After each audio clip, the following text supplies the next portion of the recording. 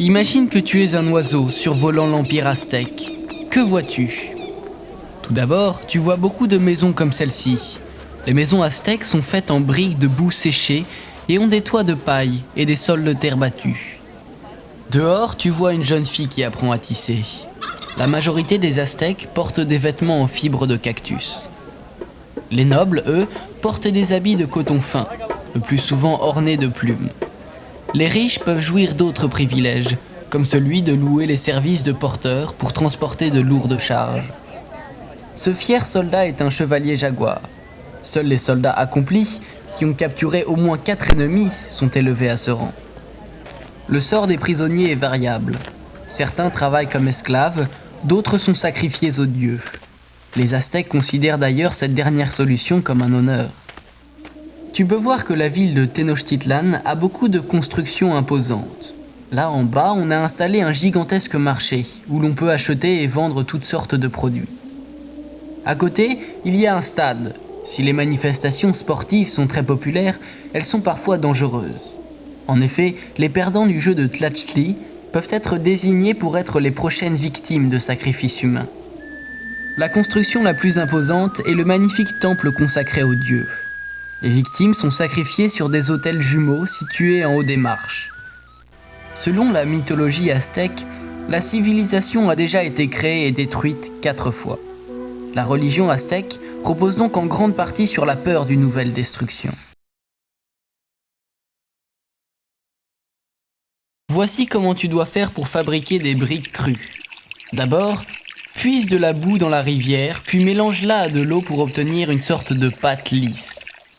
Tasse bien ce mélange dans un moule en bois pour éviter l'apparition de bulles d'air qui fragiliseraient les briques.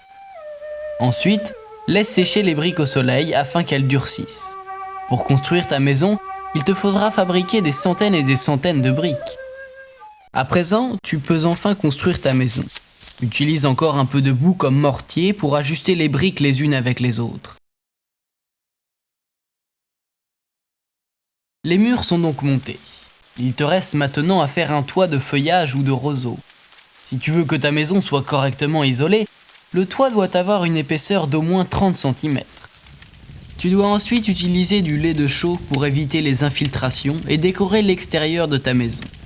Pour fabriquer ce lait de chaux, les maçons utilisent le calcaire qu'ils ont prélevé sur les flancs de la montagne.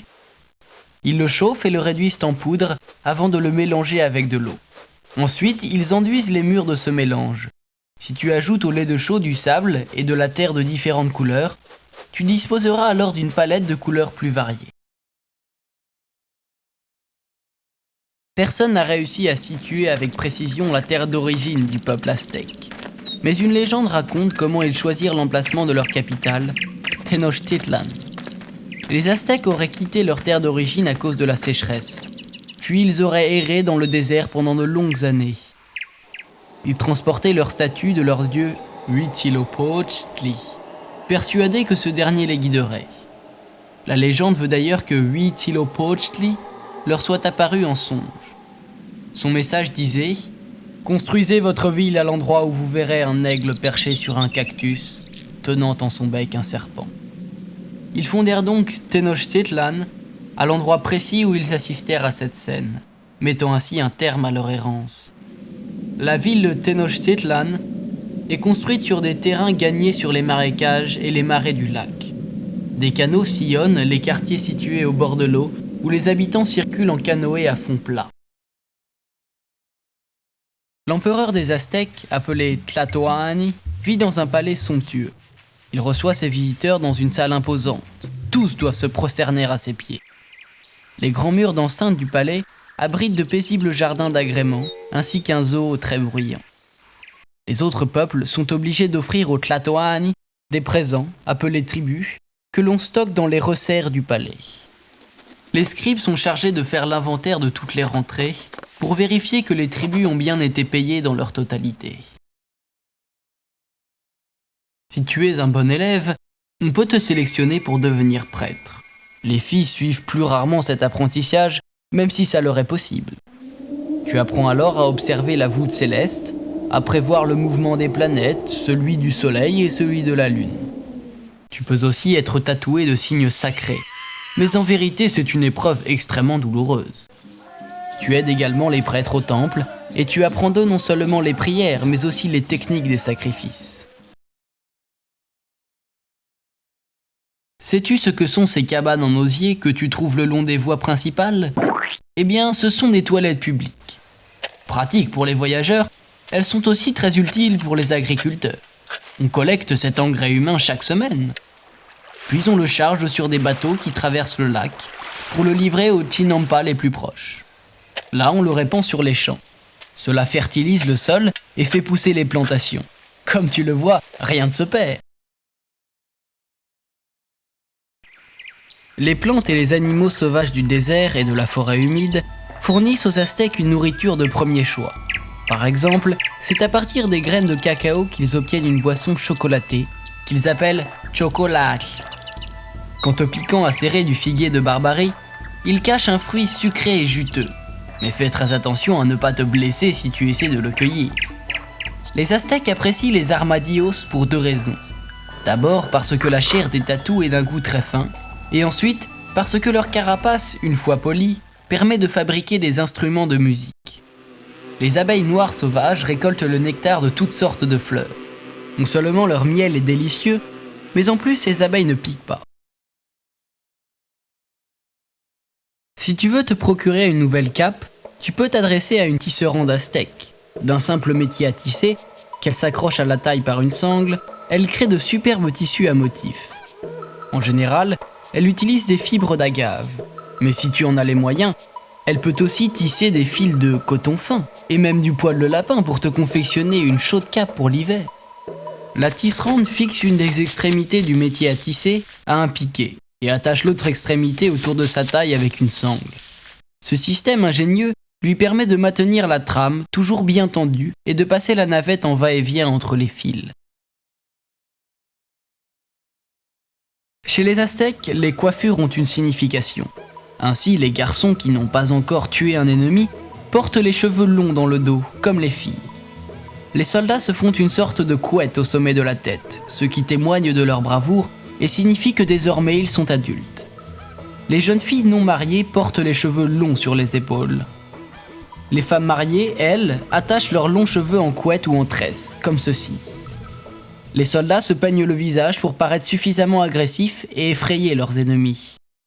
Les prêtres se peignent le visage avec des symboles religieux et sacrés. Les enfants aztèques connaissent la même enfance que la plupart des autres enfants. Si tu es un garçon, tu vas à l'école pour te spécialiser dans l'étude de la religion ou de l'histoire aztèque.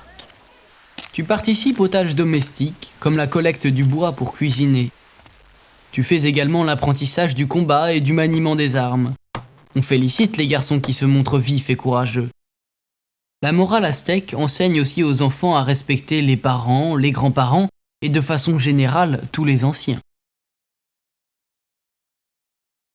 Le maïs est l'aliment de base, car c'est effectivement l'une des rares céréales qui s'adapte au climat du Mexique. Tu manges aussi des patates douces en grande quantité. Les pommes de terre que nous connaissons aujourd'hui, originaires du Pérou, sont encore inconnues sur les territoires situés beaucoup plus au nord. Les tomates, elles, mûrissent rapidement grâce à l'ensoleillement exceptionnel des mois d'été. Les Aztèques les cuisinent en ragoût en y ajoutant des haricots et des épices. De très nombreuses variétés de poivrons de toutes les couleurs, du gros poivron doux au petit piment très fort, poussent en abondance. Les Aztèques en raffolent, notamment parce qu'ils sont très riches en vitamines. Le maïs est l'aliment de base, c'est lui qui te servira à faire de la farine. Commence d'abord par détacher les grains de maïs des épis, puis trie-les et lave-les. Ensuite, laisse-les séjourner dans de l'eau de chaux. Cela permet de bien en assimiler les éléments nutritifs. Puis, étale les grains de maïs au soleil et veille à ce qu'ils sèchent complètement, pour qu'ils ne moisissent pas par la suite. Enfin, concasse-les entre deux pierres pour obtenir de la farine. Tu verras, c'est un travail dur et fatigant. À partir du suc de l'agave, les Aztèques fabriquent une bière très forte, appelée pulque. Ils choisissent les agaves les plus mûres, ils en enlèvent la hampe, ce qui laisse apparaître un trou rempli d'une sève gluante et sucrée. Ils recueillent alors la sève en quantité suffisante dans une calebasse, qu'ils ont pris soin de fixer à la base du cactus. Puis ils mélangent la sève à du pulqué très fort déjà préparé, avant de la laisser fermenter à nouveau. Mais si tu décides de boire du pulqué, n'oublie pas que les jeunes gens coupables d'ébriété peuvent être condamnés à mort. Tu peux fabriquer les objets en or ou en argent les plus délicats grâce à la technique de la cire perdue. D'abord, tu commences par sculpter une figurine en charbon de bois. Après l'avoir recouverte de cire et l'avoir laissée durcir, tu l'enfermes sous une couche d'argile bien compacte, après avoir fait des petits trous dans l'argile. Ensuite, tu chauffes le tout pour faire fondre la cire qui s'écoulera par les trous. Tu peux alors remplir le moule avec de l'or ou de l'argent en fusion. Une fois que c'est bien froid, tu casses le moule avec précaution. Tu découvres alors la réplique en métal de ton original. Voici la tenue habituelle d'une femme aztèque. Elle passe d'abord une longue jupe serrée à la taille. Elle enfile par-dessus une ample tunique brodée. Elle tresse ses cheveux puis les remonte sur les côtés. Une femme noble a le droit de porter en plus un collier de turquoise et d'or. Si tu es un scribe, voici les symboles que tu devras dessiner pour faire l'inventaire des richesses que le Tlatoani reçoit en guise de tribut.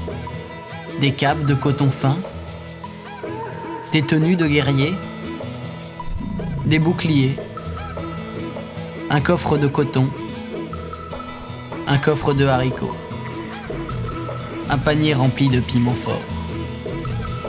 Les Aztèques se servent également de symboles pour écrire les nombres. Voici ceux qui correspondent au chiffre 1 et aux nombres 20, 400 et 8000. On amène devant le juge tout individu pris en flagrant délit. Aucune circonstance atténuante n'est retenue. Si c'est ton premier délit, tu peux t'en sortir facilement. On t'enfermera dans une cage quelque temps, ou bien on détruira ta maison.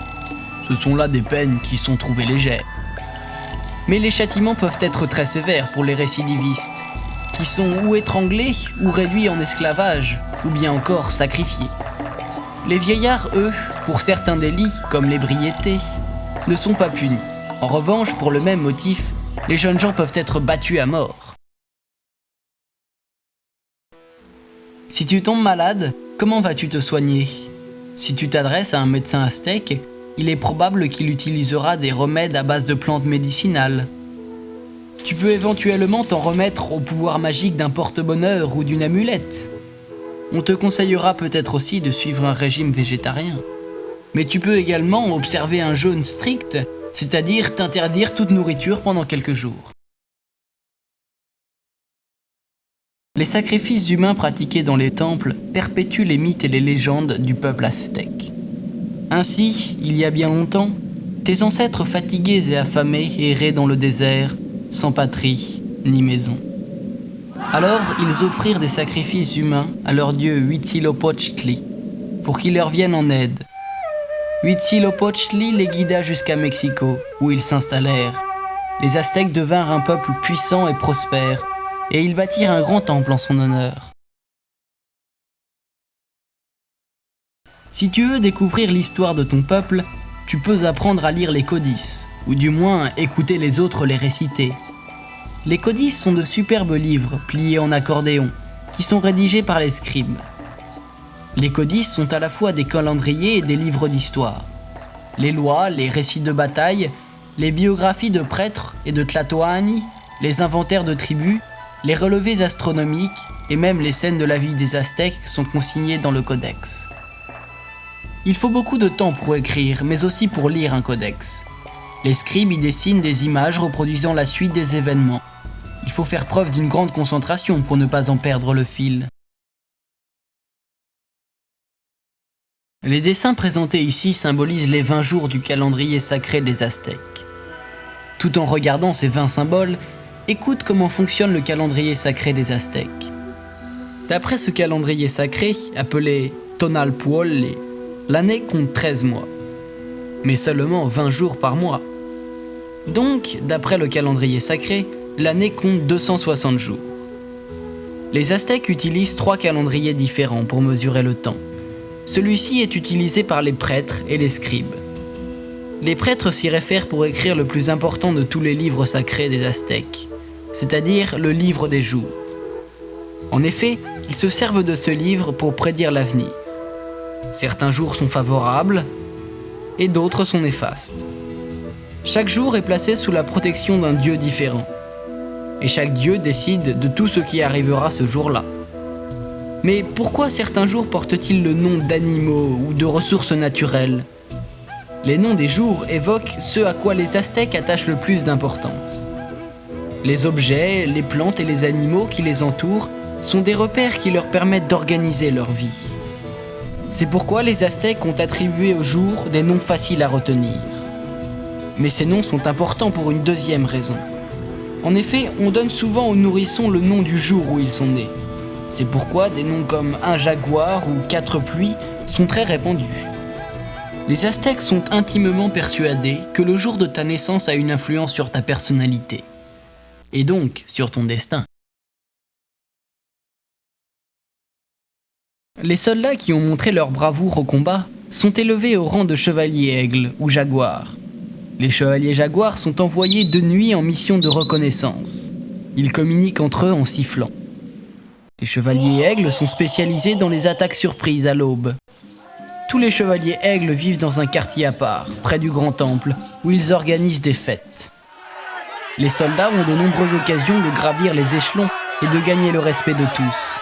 C'est en se distinguant au combat qu'un Aztèque de condition moyenne a une chance de devenir noble.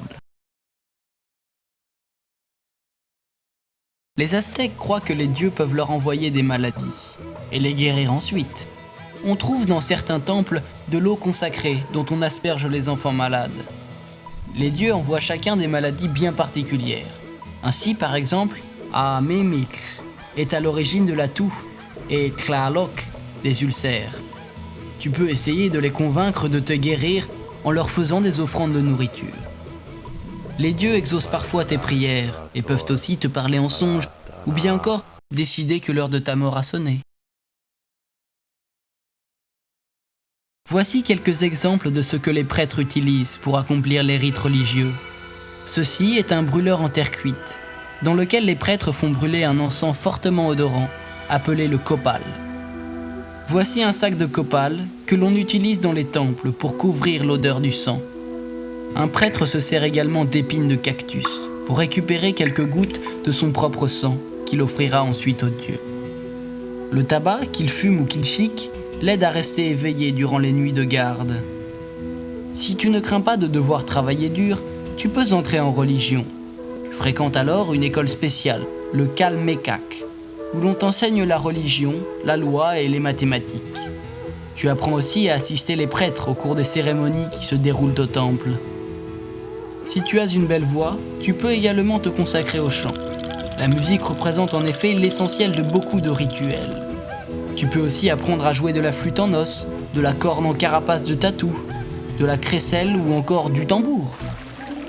Si tu es doué pour les mathématiques, tu apprendras à observer le mouvement des planètes et des étoiles pour prévoir le passage des comètes et des éclipses.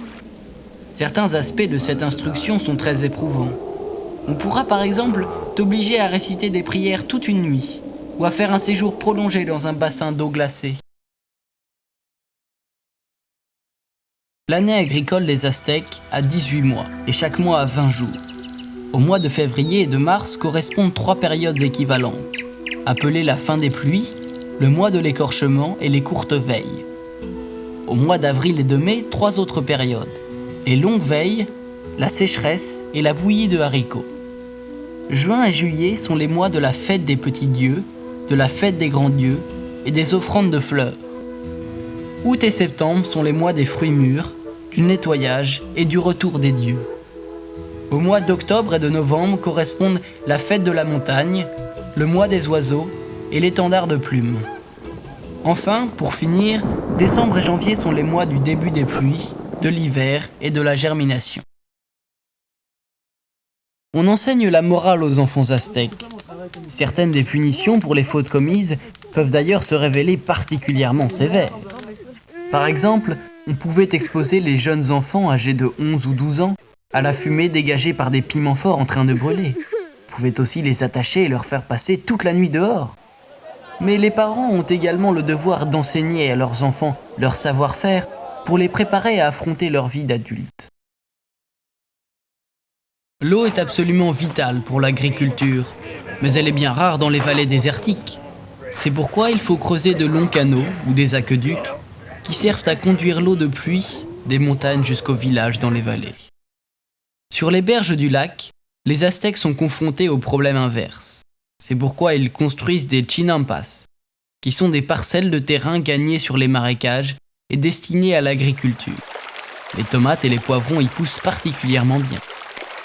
Si tu veux construire un chinampa, tu commenceras par délimiter une parcelle à l'aide de pieux. Ensuite, tu le clôtureras en le clayonnant. Enfin, tu planteras tout autour des arbres dont les racines consolideront l'ensemble. Pour préparer des tortillas, tu dois d'abord mélanger de la farine de maïs avec de l'eau pour obtenir une pâte gluante et pas trop liquide. Puis tu la pétris et tu la roules en forme de fines galettes. Ensuite, on fait cuire les tortillas sur une grande plaque de terre cuite, placée au-dessus du feu, ou dans un four de terre cuite qui a la forme d'une cloche. Tu dois les retourner souvent pour qu'elles cuisent uniformément et qu'elles soient bien croustillantes. Pour la sauce, tu peux éventuellement écraser des piments forts dans un récipient en terre cuite, dont le fond est strié, comme celui-ci. Tu serviras la sauce dans un joli bol décoré.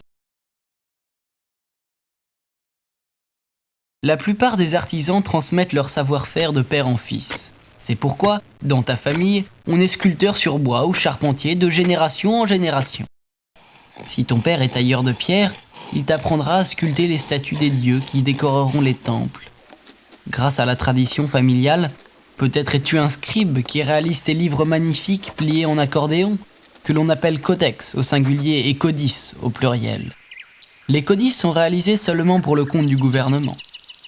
Tu peux aussi apprendre l'art de travailler les plumes, art auquel toute la famille participe. Voici la tenue habituelle de l'Aztèque moyen. D'abord, il passe un pagne qu'il noue de façon savante sur le devant. Il passe ensuite une cape, décorée parfois de motifs tissés ou de broderies. Il attache sur une seule épaule, de façon à laisser libre son bras le plus fort. Tous les Aztèques ne portent pas de coiffe. Si tu es un soldat, tu porteras un casque. Si tu es un noble, tu auras une coiffure richement décorée. Imaginons que tu aies envie d'acheter quelque chose. Quel produit pourrais-tu proposer en échange au marchand? Des graines de cacao? Malheureusement, cela ne l'intéresse pas. Tu lui proposes donc de la poudre d'or, dont la valeur est bien supérieure.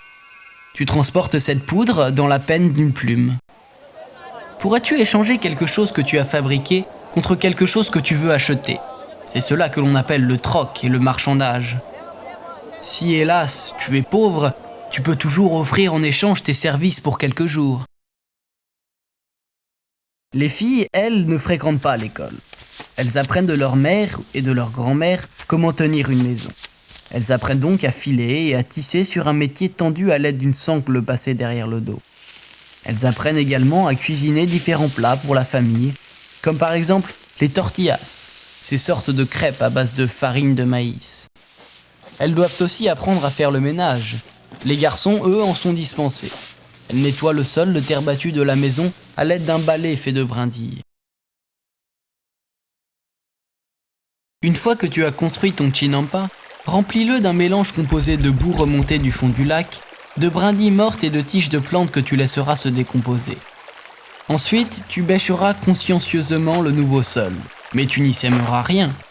En effet, tu dois attendre les ordres de l'État. Si tu ignorais cette règle, tu serais puni. Si tu as fait ton travail correctement, les produits de ton chinampa abonderont, car cette terre très fertile et imbibée d'eau offre aux cultures un environnement idéal. Les eaux tièdes et peu profondes du lac Texcoco et des autres grands lacs environnants sont très appréciées par les poissons et les tortues car elles regorgent d'éléments nutritifs.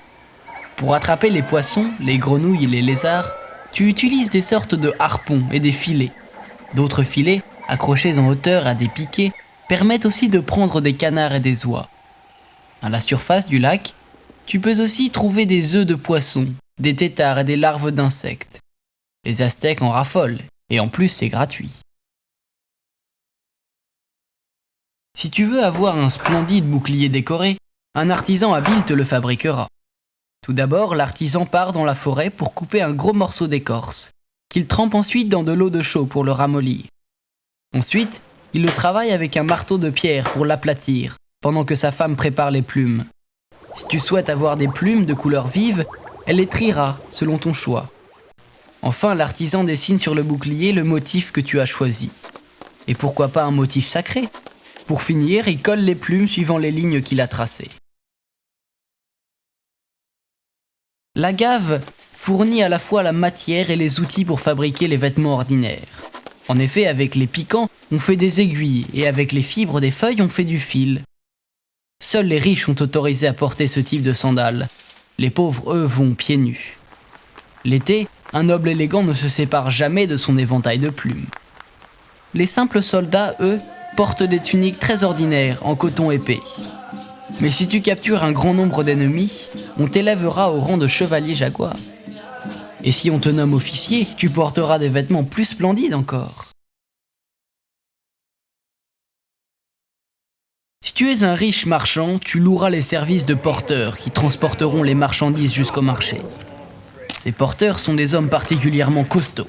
Les charges qu'ils transportent sur leur dos sont maintenues par une bande de tissu, appelée bandeau, qui passe sur le front et les épaules. En réalité, les Aztèques connaissent la roue, mais les chemins sont bien trop accidentés pour y circuler. C'est pourquoi se déplacer sur les lacs en canoë reste le meilleur moyen de transport. Qui rencontrerais-tu si tu étais venu en visiteur au palais? Tu rencontrerais d'abord le Cihuacoatl, le bras droit du Tlatoani. Le voici avec ses gardes du corps. Tu rencontrerais aussi très certainement des scribes rédigeant l'histoire du Tlatoani. Tu verrais aussi des cuisiniers, des serviteurs chargés du ménage, des porteurs, des gardes du corps, et même des gardiens du zoo privé du Tlatoani. Enfin, tu verrais des saltimbanques, des jongleurs, des acrobates, des musiciens et des danseurs. Lorsqu'ils ont l'intention de se rendre maîtres d'une ville, les souverains aztèques suivent une stratégie bien précise. Pour commencer, ils envoient des ambassadeurs. Les ambassadeurs exigent des chefs de la ville qu'ils signent un traité d'alliance et paient un tribut en or très élevé. Les chefs de la ville sont prévenus que tout refus de leur part déclenchera la guerre, et ils ont alors un délai de 20 jours pour se décider. Pendant ce temps, les Aztèques en profitent pour se mobiliser. À la fin de ce délai, les ambassadeurs retournent chercher la réponse. Si le traité est rejeté, ce sont les prêtres aztèques qui sont chargés de déterminer le jour le plus favorable pour se lancer à l'attaque de la ville.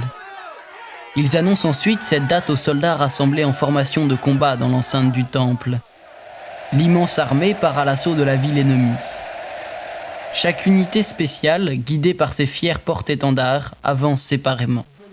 Si la ville n'est pas prise, les soldats seront alors privés de repas.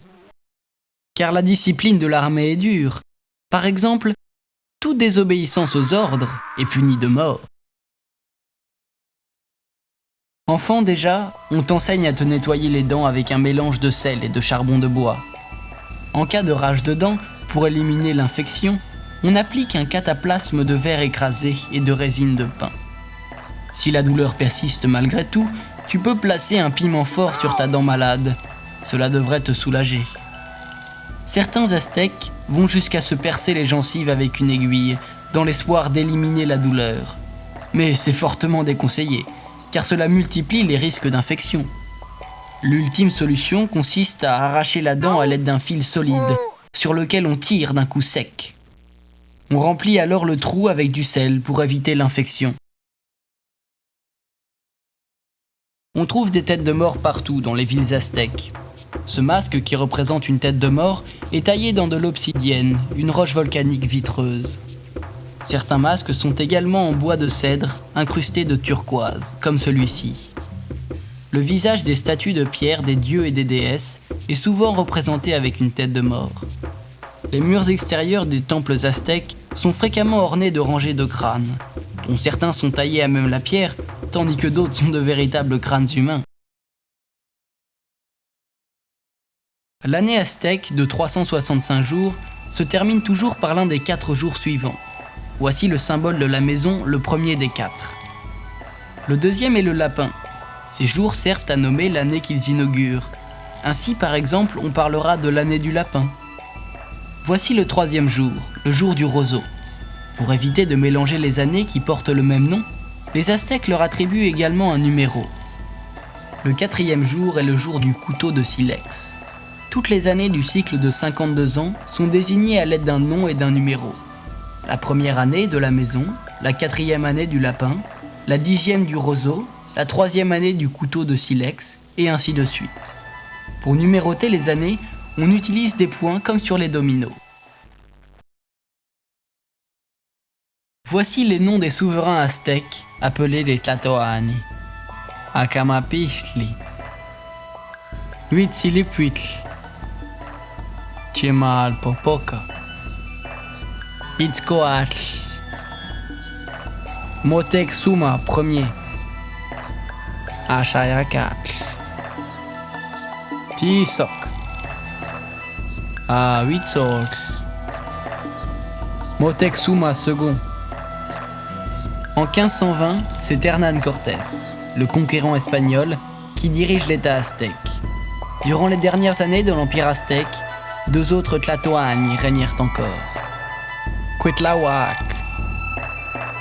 Cuauhtémoc.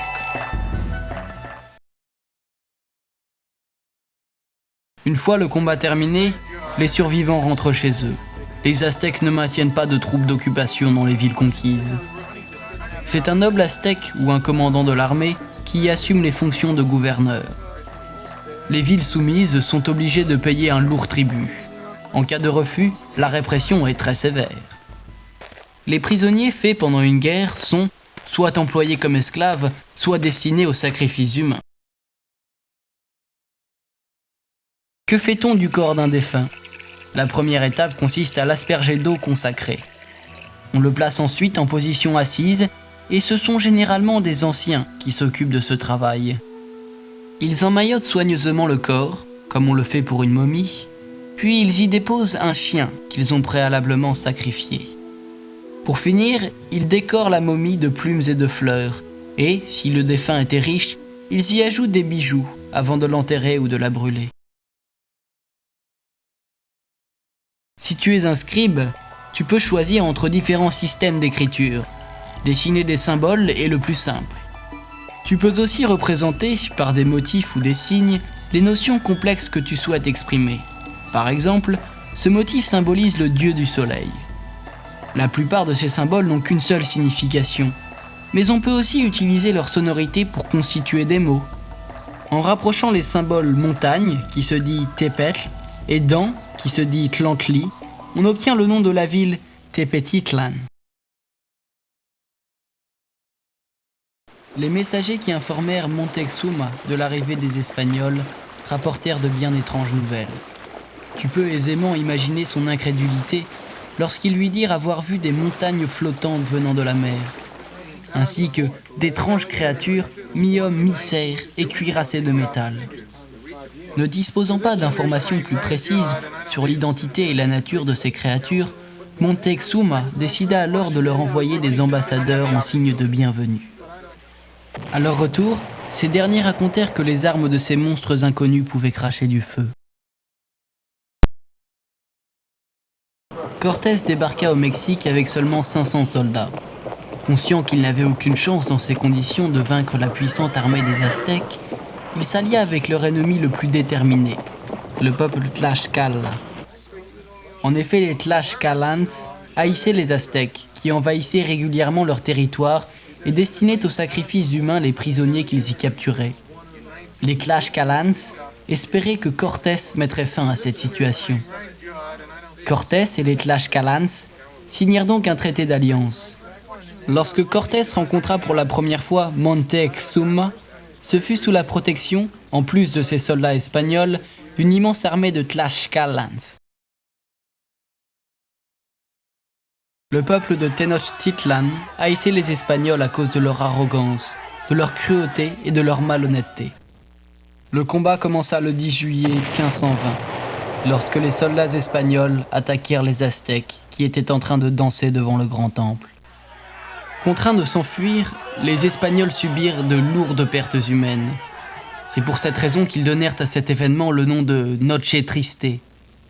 Mais Cortés survécut. Il adopta une nouvelle stratégie et assiégea la ville.